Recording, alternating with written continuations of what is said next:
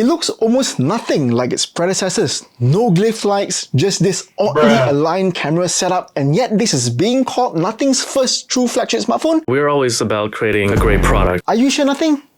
Alright, to be fair, that was just me echoing what people online have been saying about the Nothing Phone 3. But is it really as bad as people say, or are people jumping the gun a little too soon?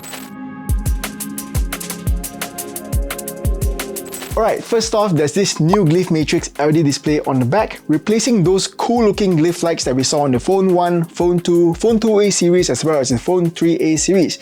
But don't worry, it is still functional though, as you can use it for things like a camera countdown, volume bar, as well as notifications via unique light and sound combinations. In fact, with a future update, you can use this to display caller IDs as well. That's not all though, as you can even spin a bottle with it to play Truth or Dare, or use it as a tiny selfie monitor, albeit a pixelated and grayscale one. What's still here though is the transparent back glass panel and the essential key that first appeared on the Phone 3A series. Up front, you've got a 6.67-inch 1.5K AMOLED display with a 120Hz refresh rate.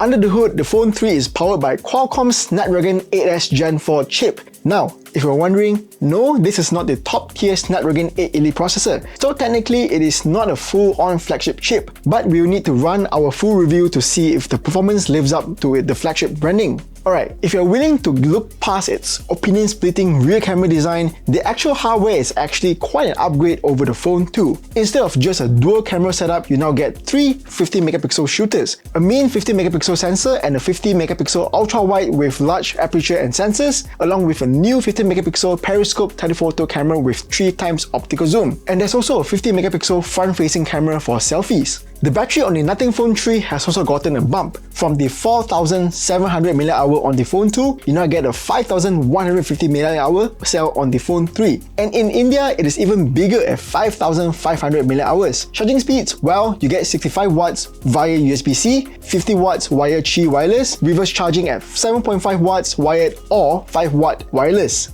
At the time of recording, the Nothing Phone 3 runs on Nothing OS 3.5 based on Android 15, but Nothing has promised that the OS 4.0 update, which is built on Android 16, is coming in Q3 2025, so that means anytime soon. And as for updates, the phone is promised with up to 5 years of major OS updates and 7 years of security patches. Now, for the part you've probably been waiting for, the price. Here in Malaysia, the Nothing Phone 3 is priced at...